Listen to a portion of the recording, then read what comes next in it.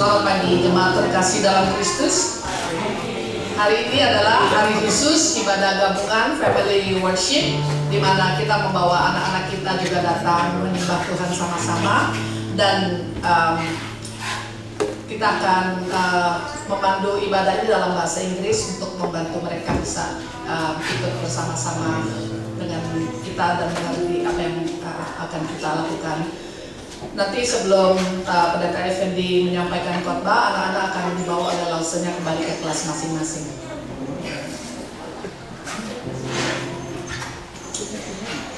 Baik, tiba saatnya kita akan memulai ibadah kita pada hari ini. Saya undang jemaat semua bangkit berdiri.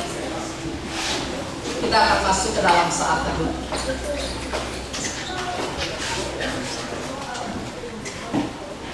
Panggilan ibadah diambil dari Mazmur 95 ayat 1 sampai 3. Dilanjutkan dengan Berisi akan membacakan dari Psalm 95 verse 1 to 3. Marilah kita bersorak-sorai untuk Tuhan, bersorak-sorai bagi gunung batu keselamatan kita.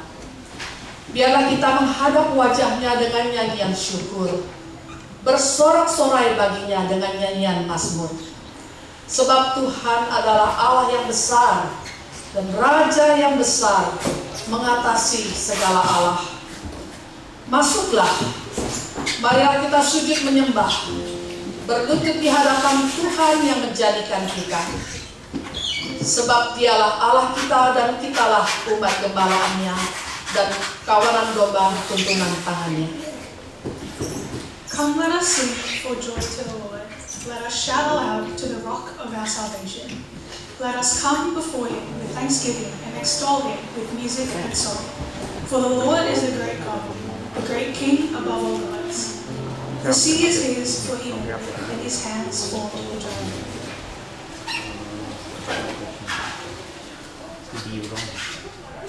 Good morning and shalom to you all. Welcome to our family worship today. So we come together as God's people to worship Him, to celebrate God's goodness, to thank Him for His love and care for each of us and for His church. So let us start our worship, bring joyful heart, and put our hands together and sing, "Come into His presence." Clap hands together.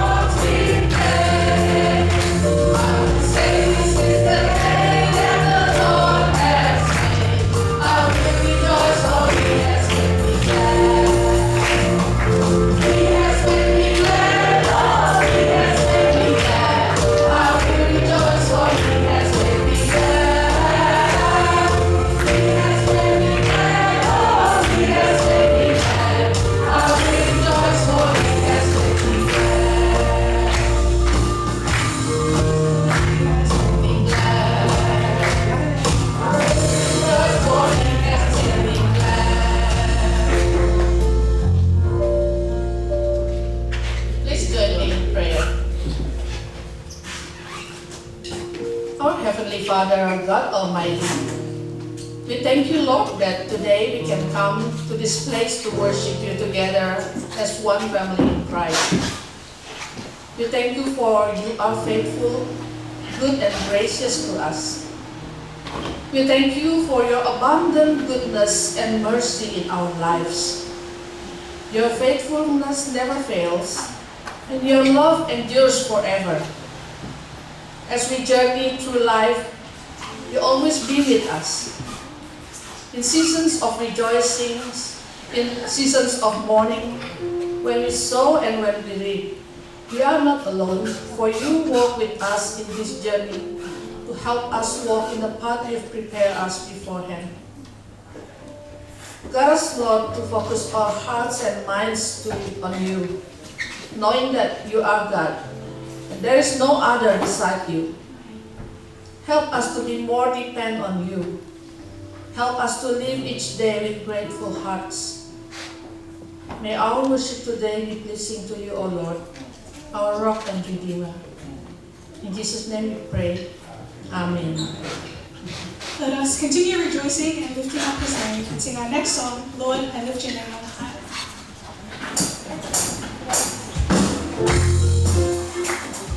Good hands together.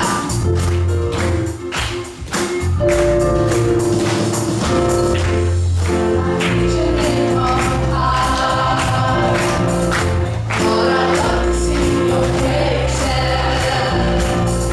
I'm so glad you're in my life. I'm so glad you came to save us. You came from where to where to show the way from the earth to the cross. My destiny from the cross to the grave, from the grave to the sky. Lord, I lift your name on high.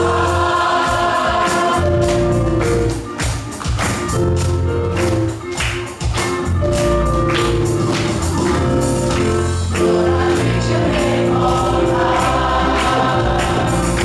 Lord, I love to sing your praises. I'm so glad you're in my life. I'm so glad you came to save us. You came from heaven to earth to show the way from the earth to the cross. My destiny from the cross to the grave, from the grave to the sky. Lord, I lift your name on high. You came from heaven to earth to show the way from the earth to the cross. My destiny from the cross to the grave, from the grave to the sky. Lord, I lift your name on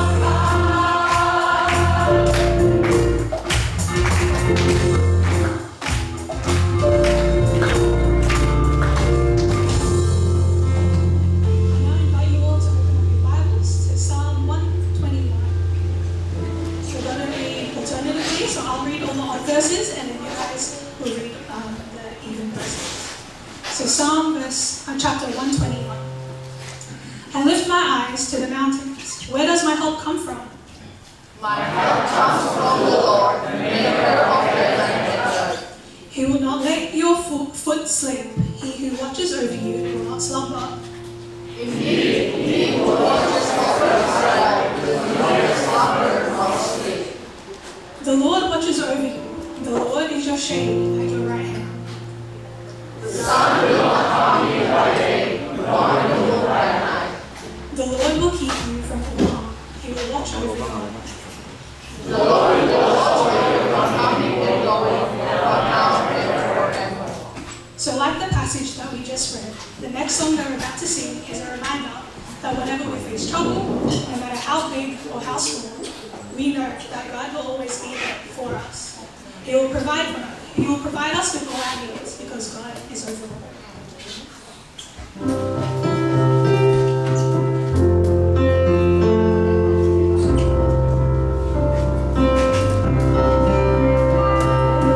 God, you hold the world in hand, mountains move.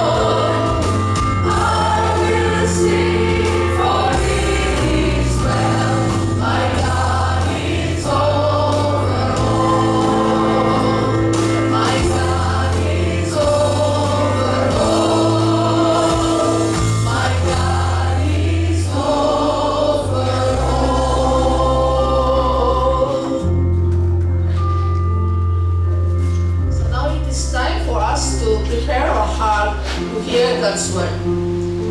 Put our ear to listen tentatively.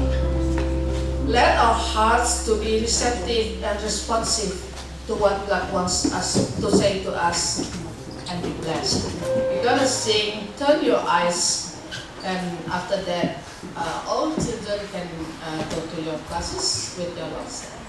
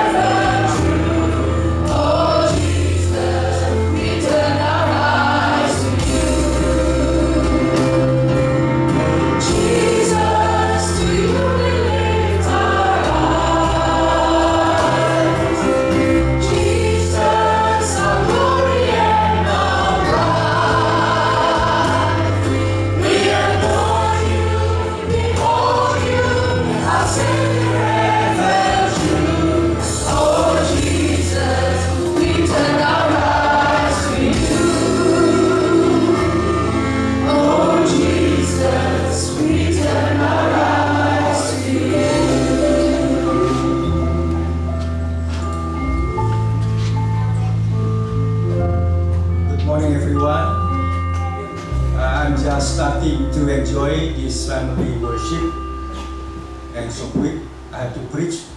So I think we need to hear all our kids also enjoy and to praise God. Okay? So I think let us sing the third song, and the third song. God is over all. Okay? And I want all our kids church to sing this song. Okay? Come on. Just the kids. Just the kids. Okay. Come on. Now we can start 15 years old below. 15 years old below. 15 years old below. Let's enjoy this family worship together.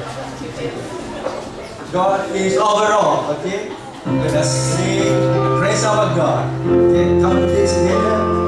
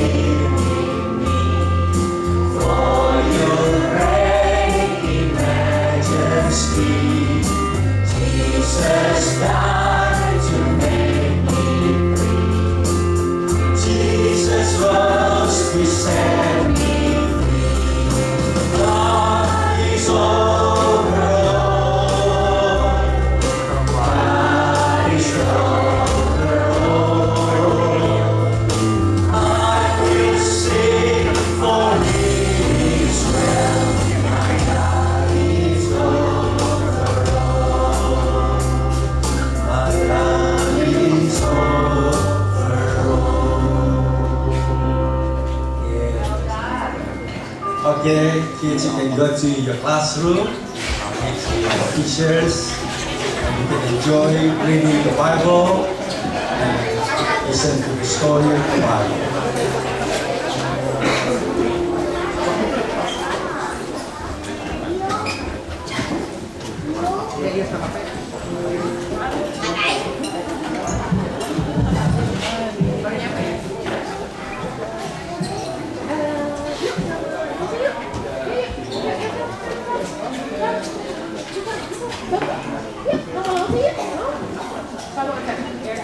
Baik, saudara sekalian, kita boleh bersyukur, berbahagia sama-sama. Ya, kita boleh jadikan ini menjadi satu culture of worship yang ada di tengah-tengah gereja kita. Dan kita rindu, saudara sekalian, itu juga boleh menjadi sebuah contoh yang indah dan baik bagi generasi anak-anak kita. Dan itulah panggilan Tuhan kepada setiap kita. Waktu kita berdiri, kita berjalan, kita duduk, kita tidur, atau kita berpergian, Tuhan mengajak kita untuk senantiasa mengingatkan siapa Tuhan yang mereka sembah. Mari saudara kita bawa dalam doa sebelum kita dengarkan firman Tuhan pada pagi hari ini. Ya Tuhan, kami datang kepadamu membawa segala sesuatu yang ada dalam hidup kami, baik kekhawatiran, ketakutan kami, kekecewaan kami, ketidakmengertian kami terhadap apa yang sedang kami alami dan apa yang akan kami hadapi di depan. Tetapi kami bersyukur Tuhan bahwa Engkau senantiasa memberikan janji, pertolongan dan kekuatan kepada tiap kami melalui firman yang ya dan amin ya Tuhan. Dan biar kebenaran firman pada pagi hari ini menuntun kami, memimpin kami, boleh menjadi semakin serupa dengan Kristus di dalam hidup kami. Panggillah kami senantiasa Tuhan untuk ikut Engkau ketika kami mulai gelisah dan takut untuk tidak berani berjalan di dalam perjalanan salib Tuhan. Berkati hamba-Mu, kami semua. Biar perenungan firman kami pada hari ini berkenan di dalam hati-Mu ya Tuhan, sehingga Engkau boleh menaburkan berkat-Mu yang indah kepada setiap kami. Dalam nama Tuhan Yesus kami berdoa. Amin. Saudara, pagi ini kita lanjutkan eksposisi Injil Markus. Ini adalah seri episode yang ke-28. Mengikut Yesus atau mengatur Yesus. Markus pasal 8, kita akan baca dari ayatnya yang ke-34 sampai 38. Markus pasal yang ke-8, 34 sampai 38. Lalu Yesus memanggil orang banyak dan murid-muridnya dan berkata kepada mereka, jika seseorang mau menjadi pengikutku, ia harus menyangkal dirinya dan memikul salibnya dan mengikut aku. Karena siapa saja yang mau menyelamatkan nyawanya, ia akan kehilangan nyawanya. Tetapi siapa saja yang kehilangan nyawanya karena aku dan karena Injil, ia akan menyelamatkannya. Apa gunanya seseorang memperoleh seluruh dunia, tetapi ia kehilangan nyawanya? Apakah yang dapat diberikannya sebagai ganti nyawanya? Sebab siapa saja yang malu karena aku dan karena perkataanku di tengah-tengah orang yang tidak setia dan berdosa ini, Anak manusia pun akan malu karena orang itu apabila ia datang dalam kemuliaannya bersama dengan malaikat-malaikat kudus. Saudara sekalian, hal yang pertama yang saya ingin bahas sama-sama dengan saudara pada pagi hari ini, ketika kita mendengarkan perintah pikulah salibmu. Saya ini mengaitkan saudara sekalian mungkin dengan problema yang seringkali muncul dan kita dengar, yang mayoritas merasuk kehidupan anak ya Gen Z kita, bicara mengenai problema akan kesehatan mental mereka. Apakah saudara sekalian kalimat Yesus, perintah ini, pikulah salibmu, adalah sesuatu yang membahayakan kesehatan mental mereka? Dan saya percaya kita mungkin sudah takut mendengarkan hal seperti ini, karena kita takut tekanan yang berat, yang besar, apalagi PR yang banyak yang kita berikan kepada anak kita, bisa jadi itu semua meremukkan kesehatan mereka, healthy mereka, mental health mereka, kondisi mereka. Akhirnya kita semua merasa bahwa kita harus hati-hati terhadap hal itu. Saya percaya saudara sekalian, problema mental health menjadi sesuatu yang juga mengingatkan kepada kita bagaimana kita itu harus memiliki kehati-hatian di dalam relasi kita dengan orang. Ya, persoalan respect tanpa abusive, menghargai akan pagar hidup orang adalah sesuatu yang kita harus pikirkan baik-baik di dalam hidup kita, bukan?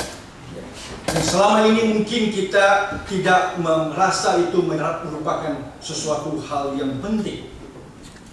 Tetapi di sisi lain, saudara yang saya kasih dalam Tuhan,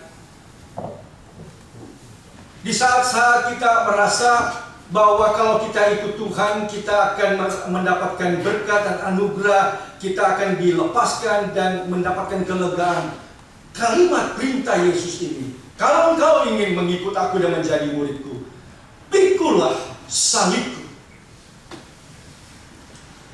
Dan saya percaya saudara sekalian, kalimat ini penting untuk kita boleh lihat dan pahami dengan satu kesadaran yang penuh bahwa Tuhan memanggil kita untuk mengambil tanggung jawab, memikul salibnya, bukanlah dengan masuk menyusahkan, menyulitkan, dan menjadikan hidup kita itu harus berada di dalam penderitaan yang besar, barulah kita dipandang dan dianggap sebagai murid Tuhan yang sejati.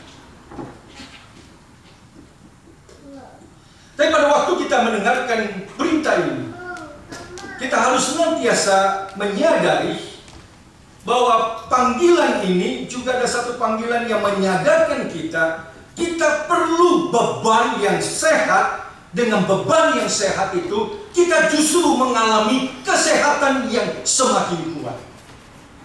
Beban yang tidak sehat, tekanan yang tidak baik, adalah tekanan yang sanggup bisa menghancurkan orang. Tetapi ketika kita tahu kita butuh dan perlu itu, karena tidak mungkin kita hidup dengan sehat kalau kita tidak menyadari kita membutuhkan beban itu. Nah, satu contoh sederhana yang bisa kita lihat adalah kira-kira 2 minggu yang lalu, baru saja astronot 2 orang yang terdampar di ruang angkasa itu kembali ke bumi setelah berapa lama? 9 bulan lama. Dan saudara sekalian, apa yang terjadi kepada orang yang tinggal di atas bebas daripada gravitasi itu selama 9 bulan lama? Dengan tanpa adanya gravitasi, saudara sekalian, itu monthly loss mass dari tubuhnya itu lebih daripada 1%. Sehingga 9 bulan lama saudara bisa bayangkan apa yang terjadi.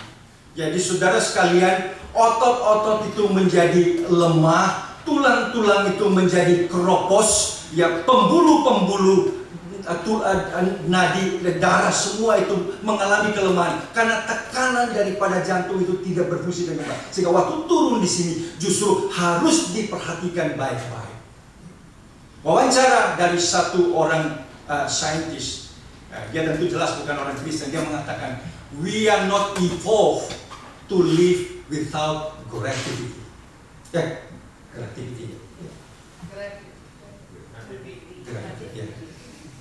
Gravitasi. Dia pakai kata itu, tetapi saya jelas mungkin lebih tepat kita pakai di dalam bahasa kita. Kita tidak didesain oleh Allah hidup dengan bebas tekanan gravitasi, karena justru itu tidak menyehatkan kami. Saudara sekalian, ini hal yang tekanan itu justru menjadikan kita pas. Kalau dia lebih berat, kita tidak bisa hidup. Kalau dia lebih ringan, kita juga tidak bisa hidup, bukan? That's things yang kita bisa melihat bijaksana alam di dalam hidup kita.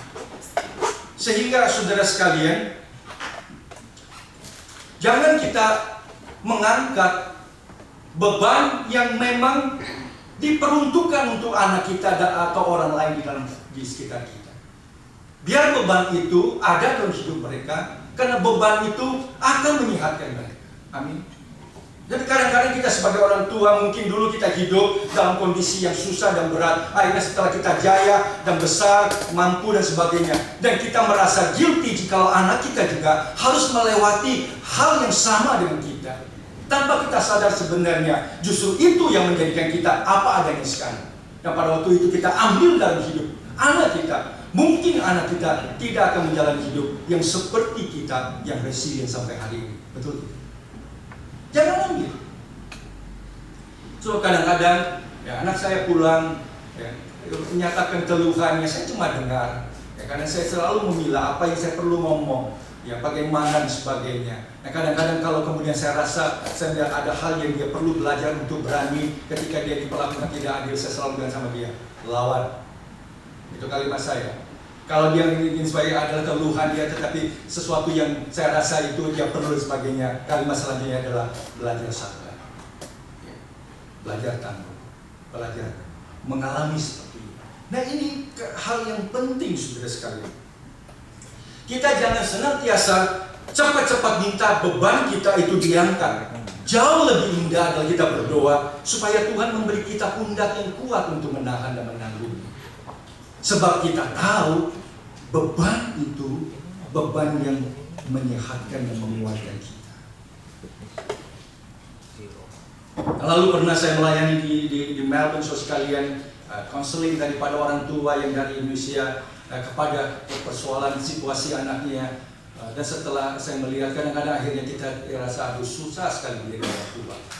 Papanya adalah seorang yang coba ingin mendidik dengan benar, melatih anaknya, memberi uang dengan secukupnya supaya dia belajar untuk boleh hidup dengan baik, walaupun dari keluarga yang mampu. Tapi mamanya diam-diam kasih duit dari belakang. Akhirnya uang yang berkelimpahan itu dipakai melakukan atau akhirnya terjebak dalam narkoba yang menjerumuskan. Pikulah salibmu sendiri. Menjadi satu perintah dan panggilan daripada Yesus yang penting untuk kita menyadari dan ingat. Ada beban yang sehat yang patut kita pikul, bukan untuk menyakitkan kita dan menyusahkan kita, tapi justru untuk menyehatkan engkau saya. Poin yang kedua, saudara sekalian, pagi ini ketika saudara mendengarkan khotbah "Pikullah salibmu, menyangkallah diri", saya tidak tahu apa yang ada dalam pikiran saudara, tapi saya pikir saudara bisa jadi ada orang ketika mendengarkan di mimbar di mana saja perintah seperti ini, ada reaksi kita jadi kesel, jadi jengkel, dan jadi marah, bisa jadi marah. Karena kita bilang, aduh Pak Pendeta, saya itu sudah Senin sampai Sabtu, sudah banyak beban yang banyak. Masuk hari Minggu di gereja, dikasih beban salib lagi. Itu reaksi kita mungkin. Saudara, banyak ketidaknyamanan kecil bisa memenuhi hati kita, akhirnya menjadi berat. Ketidaknyamanan kecil itu kita alami setiap hari, dari Senin sampai Sabtu, bukan? Saudara mungkin mengalami bos yang menjengkelkan, manajer yang menjengkelkan. Di kota seperti Sydney ini tidak ada satu hari saudara keluar dari rumah di peak hour, saudara tidak mengalami traffic jam, bukan? Macet di sana sini dan sebagainya. Saudara menghadapi gesture dari kolega saudara yang mungkin melukai hati saudara. Anak-anak saudara yang saudara kasih makan dari pagi, malam dan sebagainya, sudah siapin pikir menu apa yang ada, tapi saudara mulai merasa satu pun ucapan terima kasih dan respect dari anak mengatakan thank you mama, makanannya yang ada. Oh kok menunya ini melulu. Akhirnya saudara naik darah dan saudara marah. Semua itu adalah ketidaknyamanan yang kecil yang ada, bukan? Yang sebenarnya kalau dia berdiri sendiri, ada sesuatu yang seharusnya tidaklah mengganggu dan merusak sukacita hidup kita. Amin. Tapi pada waktu dia terus menjadi satu jalinan yang muncul, akhirnya membuat kita menjadi rasa berat. Dan lebih menjengkelkan dan saudara merasa adalah pada waktu datang hari Minggu, kemudian seolah-olah beban ini ditambahkan kepada kita. Kita perlu mendengarkan khotbah yang menyenangkan, kita perlu mendengarkan khotbah yang menghibur kita dan sebagainya. Bukan sebuah perintah yang begitu keras daripada Yesus pada hari ini. If you want to be my disciples. Ini sebuah konteks yang luar biasa penting. Karena inilah pertama kali dalam Markus Yesus mengeluarkan kalimat ini. Setelah berkali-kali dia melakukan mujizat, keindahan, sukacita, kita menemukan His compassion, kalimat yang muncul dari firman Tuhan di Markus. Belas kasihan Yesus, cinta dia, melayani orang begitu banyak. Baru di poin inilah kemudian dia berbicara kepada setiap orang yang datang dan tertarik oleh karena mendengarkan dia berkhotbah atau melihat mujizat yang dia lakukan. Tiba-tiba ketika mereka ini masuk ke dalam pintu berjalan bersama dengan dia, dan pintu itu adalah the cost of discipleship. Inilah harga menjadi seorang murid Tuhan. Barang siapa yang mau datang kepadaku, dia harus menyangkal diri, memikul saya, dan mengikut aku.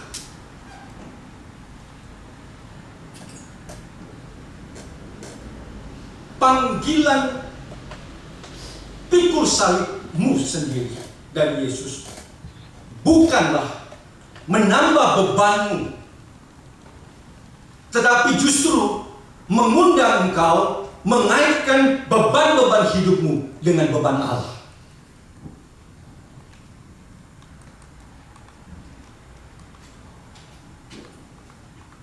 Setiap sendi dan aspek kehidupan kita dipenuhi dengan begitu banyak kesusahan, kesulitan, dan penderitaan.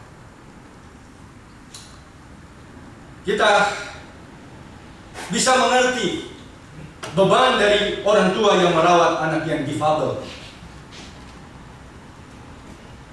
Kita menyelami perasaan dari istri yang merawat suami yang stroke. Kita boleh melihat susah payahnya, kesedihan setiap hari orang tua yang bolak-balik rumah sakit merawat anak.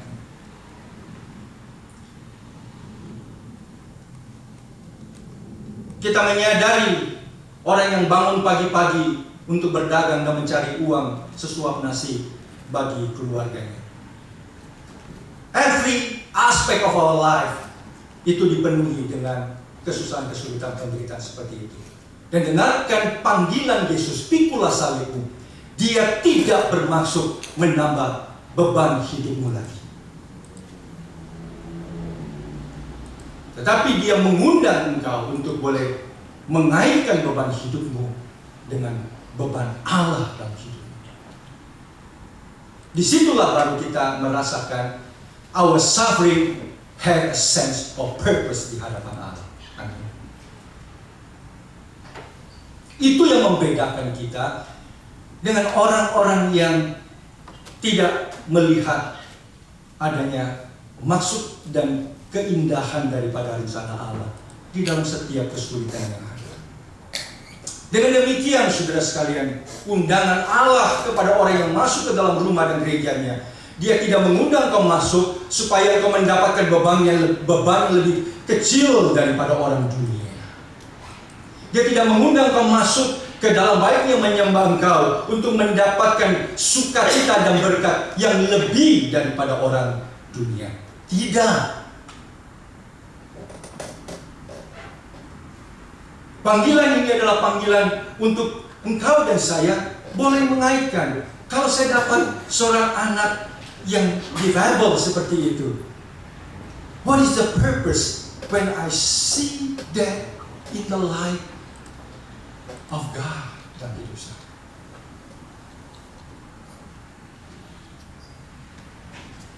Itulah sebabnya, saudara sekalian, disitulah kita boleh menempatkan perintah ini dengan jelas.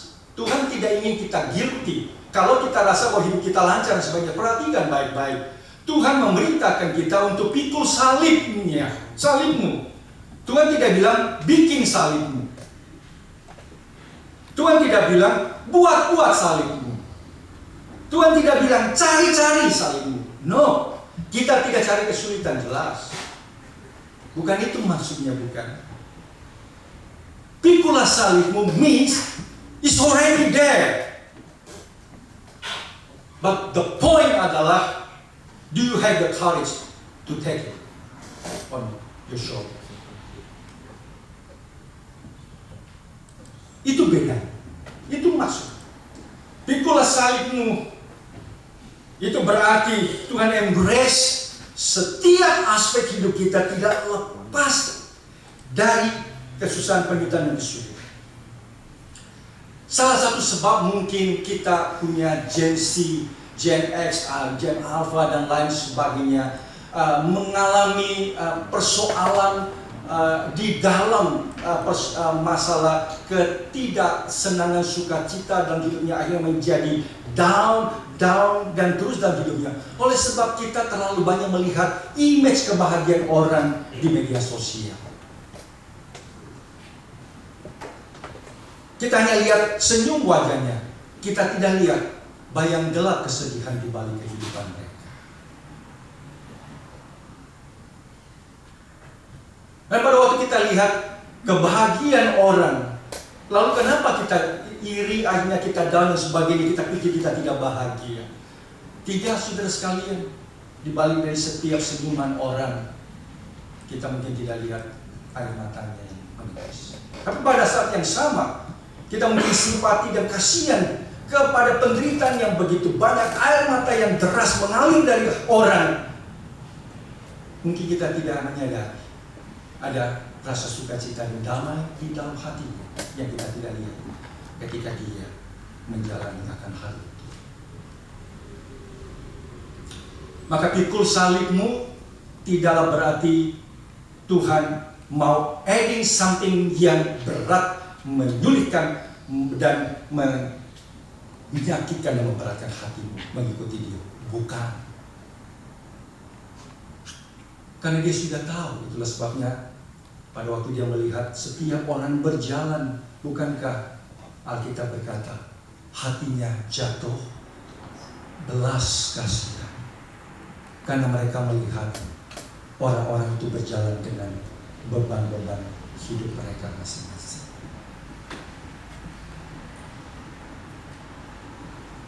Tapi dia panggil datang supaya engkau boleh memikul beban Allah dalam hidupmu, dan beban itu menjadi ringan.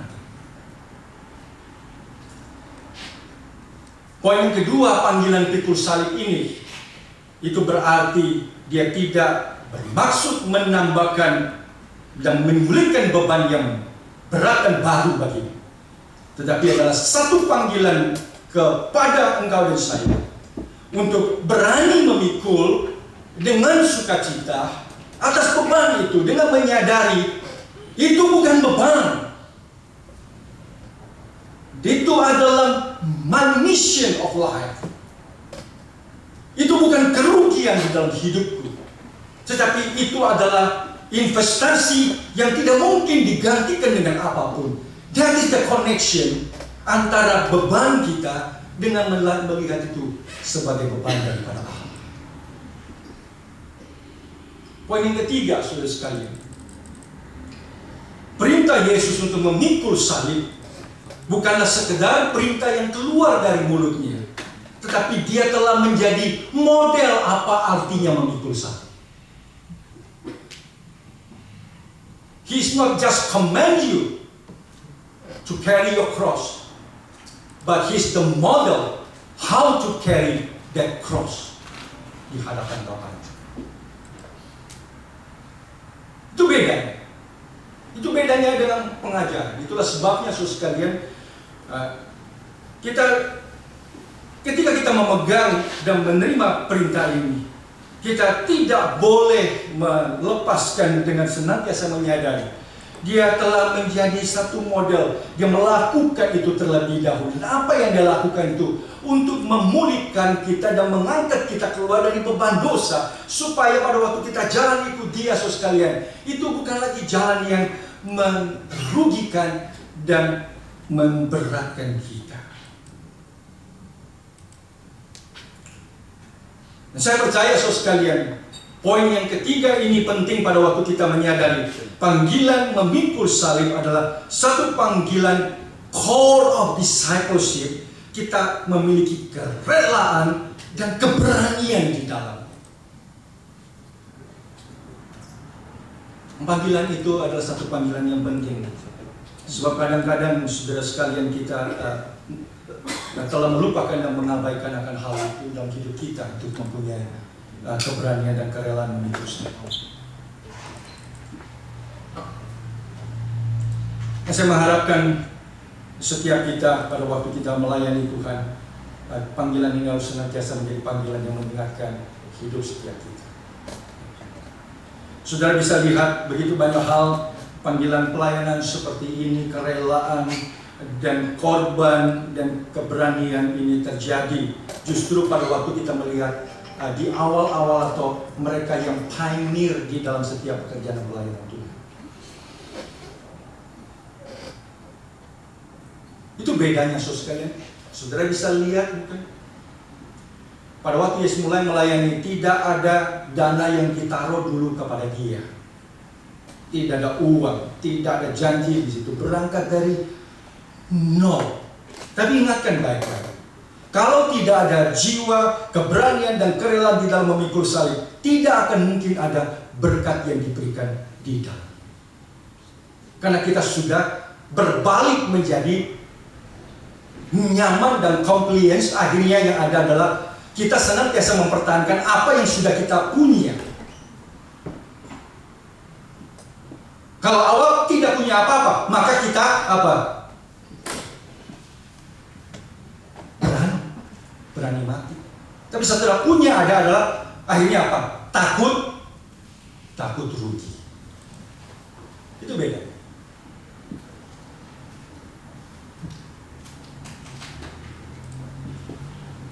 Mei nanti kita ulang tahun gereja. Kemarin kita diskusi church council-nya, kita kepikiran kita akan rayakan ulang tahun gereja kita bulan Mei, kebaktian gabung sama-sama.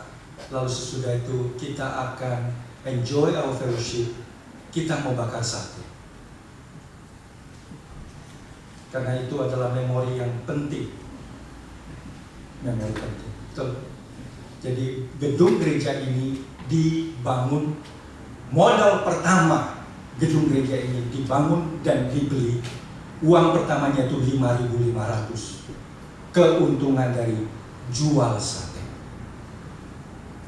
Saudara bisa bayangkan itu 20 tahun yang lalu. Uang 5.500 sanggupkah bisa membeli barang 2,2 juta? Tanya ahli investasi. Semua bilang mustahil.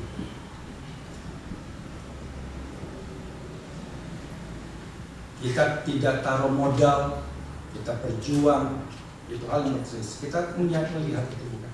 Pioneer pelayanan misi kemana saja, semuanya begitu. Ya, saudara bisa lihat itu. Tetapi akhirnya setelah gereja punya gedung dan sebagainya, banyak hal kita tidak melakukan apa-apa lagi. Pada waktu kita mau membesarkan, mau renovasi, mau apapun semua itu, cara berpikirnya jadi lain. Yang berangkat apa dulu? Bukan keberanian dan kerelaan jemaatnya. Apa dulu? Duitnya ada enggak? Itu dulu kan? Itu dulu semuanya. Nah, kita tidak lakukan apa-apa bukan? Kita sudah berapa tahun di sini? Kita ingin bangun gedung itu kembali, kita mau renov buat kitchen kita atau youth kita dan sebagainya. Nah, mungkin pendekatan kita jadi lain sekarang. Kita rasa apakah itu perlu, kita rasa uang kita ada atau tidak dan sebagainya. Kita tidak berangkat lagi dengan the willingness and the courage untuk memikul sana.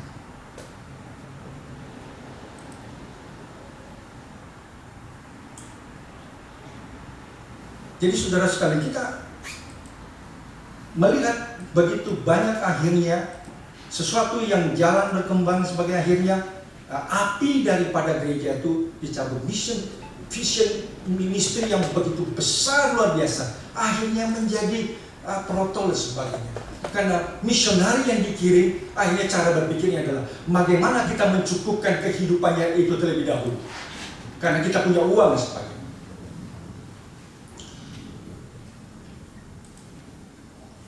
Waktu mulai, ya kan, saudara sekalian, saya mulai dengan tidak punya apa-apa, ya keluar dari uang tabungan sendiri, hidup dan sebagainya. Tidak apa-apa saudara sekalian. Akhirnya Tuhan berkati, bukan? Tapi setelah banyak seperti ini, saya selalu mempunyai hati. Saya tidak ingin merugikan orang. Kita akan pelihara dan jaga mereka baik-baik, tetapi kita tidak boleh kehilangan that spirit yang di depan itu. The spirit to willing.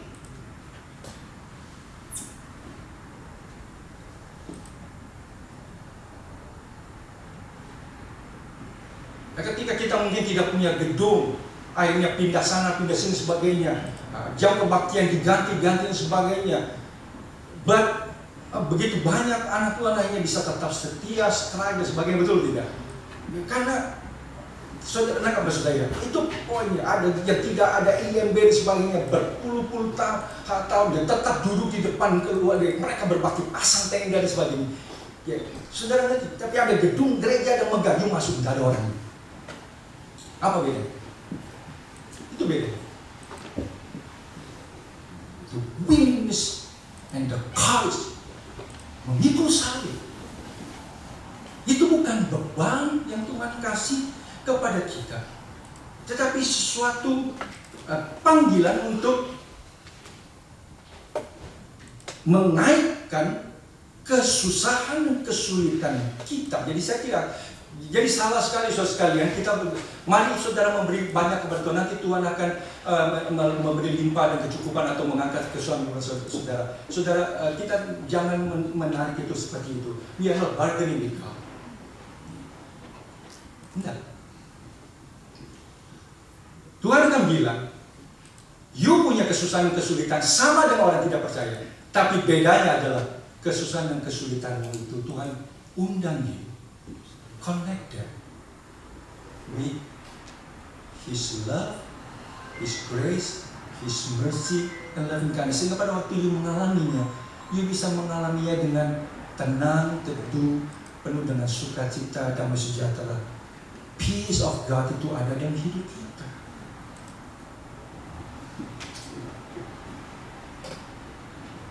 Dan itu bukan teori.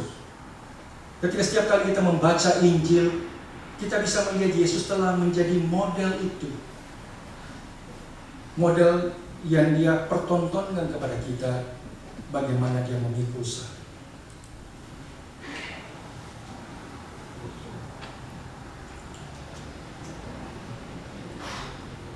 Salib itu mempunyai perlambangan yang jelas sekali, berarti kita akan menghadapi penolakan. Salib itu juga mempunyai sebuah perlambangan, satu hal yang shameful, yang memalukan luar biasa. Kita tidak boleh melupakan, tapi itu adalah pasti satu, kalau ditonton, dibikinkan jadi film, jadi R-rated. Semua orang yang disalib itu telanjang.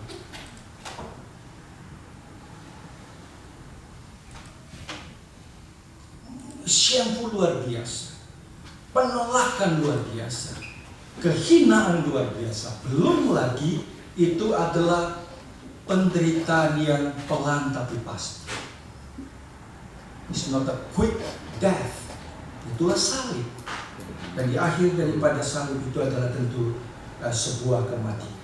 Nah, pada waktu sedang membayangkan pikul salib seperti itu, itulah the agony daripada salib itu. Itulah agony. Agony pada waktu saudara ambil sikap keputusan melayani Tuhan, kita menjadi anak Tuhan yang melayani. Ini adalah panggilan umum kepada orang banyak dan kepada murid-muridnya. It's not only spesifik kepada murid-muridnya, panggilannya umum kepada semua. Kamu mau follow me. This is the core, inti daripada pemberitaan, discipleship. Pikul salib, menyangkal diri. Penolakan, malu, dihina, ditertawakan. Ya saudara bisa lihat orang-orang yang apologis Kristen memberitakan Injil, melayani dan melakukan debat dengan orang-orang ateis. Mereka ditertawakan, bukan? Ya, the atheist mock Christian faith. Itu adalah hal yang mereka alami.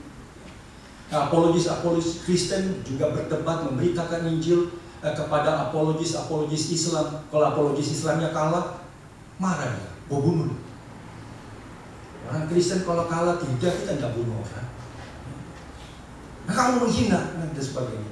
That's the threatening yang mereka alami, bukan? Nah, itu adalah aspek daripada memikul salib. Kita ambil tanggung jawab, kita menyerahkan diri menjadi hamba Tuhan dan sebagainya. Kita ambil keputusan untuk melayani Tuhan. Nah, menjadi apa saja di dalam pelayanan itu. Mari saudara sekalian, kita take all that menjadi bagian dalam hidup pelayanan kita. Yang terakhir, poin keempat. Ada 4 kalimat selanjutnya setelah dia memberikan perintah itu. Kalau you mau ikut aku, pikul salib, menyangkal diri, and follow. Lalu ada 4 kata for muncul. Nah, itu kata for menarik luar biasa. Karena itu adalah for bicara mengenai the insentif daripada Tuhan yang luar biasa. The reasonnya. Sebab, ya kan?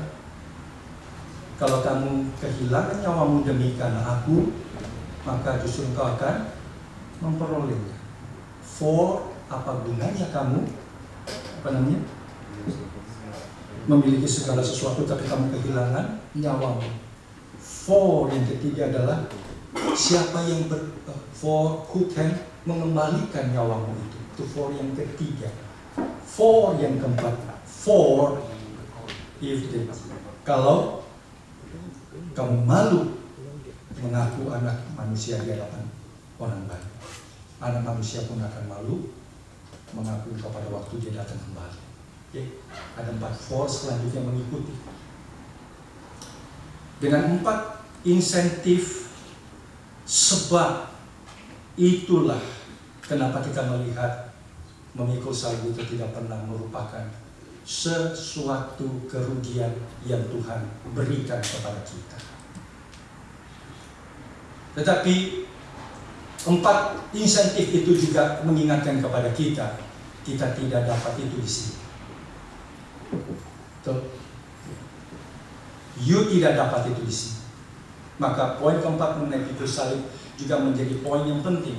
Karena itu membutuhkan mata iman yang melihat apa yang kita pegang, kita lakukan, kita jalankan sekarang saat ini. Itu dibalik daripada mata kita yang hanya terbatas melihat ke depan hidup kita.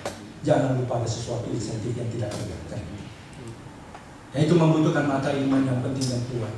Sebab kita adalah manusia yang sangat lemah dan terbatas, bukan?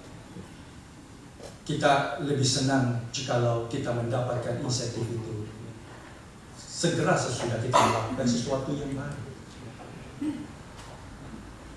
Segera sesudah. Tapi Tuhan bilang nanti. Dan jikalau kita mature dan dewasa dalam kerohanian, nanti itu tidaklah menjadi sesuatu yang memberatkan kita. Setuju? Amin. Hanya anak-anak yang sulit sekali mendengarkan kata nanti. Ya, sama suamimu kalau lagi baking kue selalu buka oven. Udah matang belum? Akhirnya nggak matang-matang. Nah, nggak bisa ya. Kata nanti itu, are we there yet? Hanya bikin pantat anak kita yang gelisah. Tapi kalau kita dewasa dan kita tahu nanti sini, yes, it is certain. Yang Tuhan akan berikan itu kepada kita. Apa? Wow. Pada waktu Yesus memberikan itu, orang-orang lari dan pergi karena melihat perintah itu. Tapi yang ikut dia melihat insentif yang di belakang itu. Apa gunanya kamu memiliki segala sesuatu? Yaitu adalah sebabnya kita belajar untuk melihat, menyangkal diri. Segala sesuatu yang kita berikan, kita bayar harga. Ada hal yang mungkin kita rasa menjadi kesukaan, kesenangan kita mungkin bisa undur dan tunda itu demi kita bisa menolong dan membantu orang lain. Ada hal yang kita bisa katakan baik kepada hidup kita, dan itu adalah sesuatu yang kita katakan, hey, itu kamu punya, you have the right dan sebagainya. Kita berani untuk katakan tidak, saya lakukan itu bagi anugerah pekerjaan Tuhan.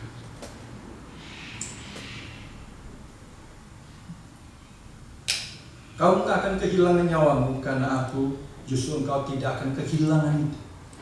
Engkau akan mendapatkannya kembali.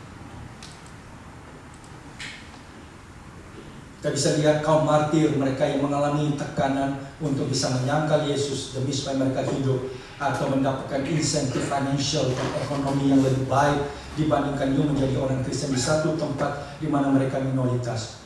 Itu adalah salib yang mereka alami dan hadapi. Tapi pada waktu mereka tetap teguh berdiri di hadapan Tuhan karena mereka tahu Tuhan memberikan lebih besar dari itu. Apa gunanya engkau mempertahankan nyawamu? Apa gunanya engkau memiliki semua yang ada di dunia ini? But you lost your soul. Apa yang penting bagi hidup kita? sampai nanti kita tua, apa yang penting yang tersisa bagi hidup kita di depan? Paling penting, apakah kita sudah memiliki segala sesuatu? Ataukah pertanyaan yang paling penting, sudahkah kita diselamatkan? Ya. Orang yang sakit di rumah sakit, apa sebenarnya pertanyaan yang paling penting di tengah kondisi seperti itu? Kalau dia tidur, dia duduk baik-baik, dia dengarkan, apakah aku mau disembuhkan? Pertanyaan itu tidak kalah, tidak jauh lebih penting dari pertanyaan yang lebih penting. Apakah aku telah diselamatkan? Yesus tidak menjanjikan your life will be lebih banyak yang mengatakan apa gunanya kau memiliki segala sesuatu tetapi engkau kehilangan. You are not safe. You are not safe. Yang kiranya pada waktu dia datang kembali, kita boleh menikmati sukacita perkataan anugerah yang dia akan berikan kepada setiap murid-muridnya yang berjalan ikuti dia, memikul salib dan menyangkal diri. Nanti datang.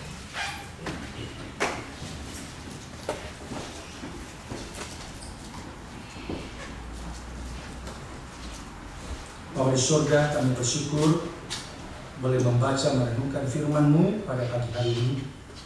Panggillah senantiasa, ingatkan kami senantiasa, supaya kami boleh menjadi murid yang berjalan di dalam panggilan perjalanan ikut Engkau dengan benar dan setia, penuh keberanian, penuh dengan kerelaan, berjalan dengan iman, dan sukacita itu mengalir dalam hidup kami.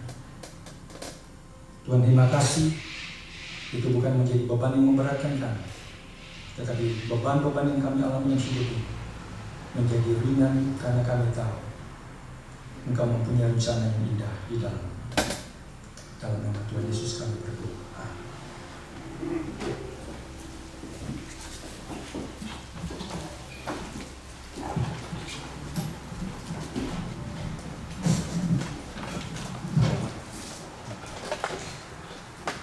Thank you, Moxu, for today's sermon, and I pray that it becomes a blessing for us all. And we're now going to prepare our offering, and I invite you all to pray with me.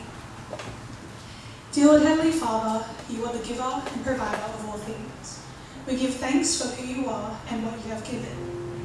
Please bless these offerings, that they may be used to advance your kingdom and glorify your name, and that our faith may continue to grow stronger each day, bringing us closer to you. In your Son's name we pray. Amen.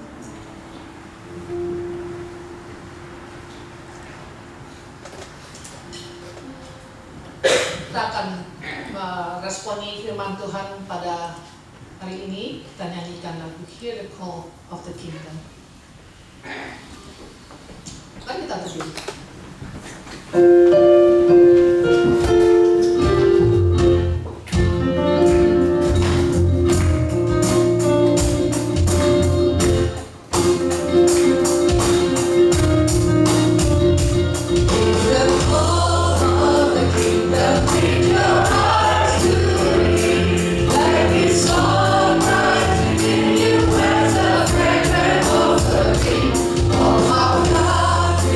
Mercy, in Christ.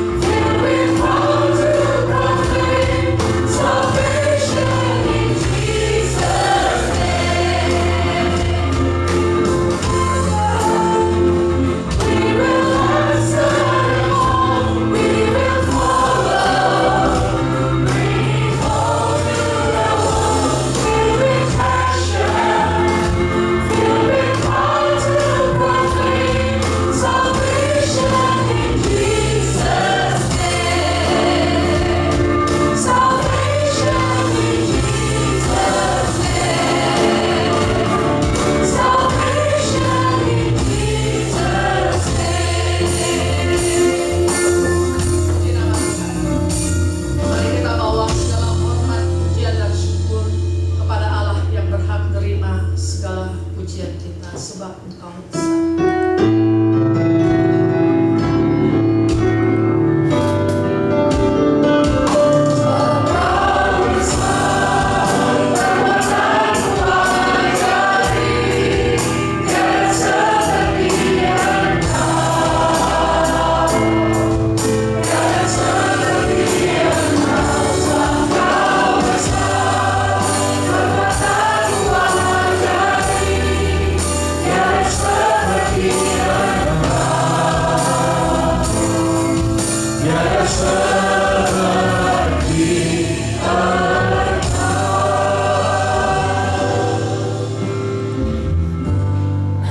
Jemaat sekalian, marilah engkau yang letih lesu datang kepada-Nya, sebab Dia adalah gembalamu yang lemah lembut, penuh dengan belas kasihan, dan Dia akan memberikan kepadamu kuk yang ringan dan menyenangkan.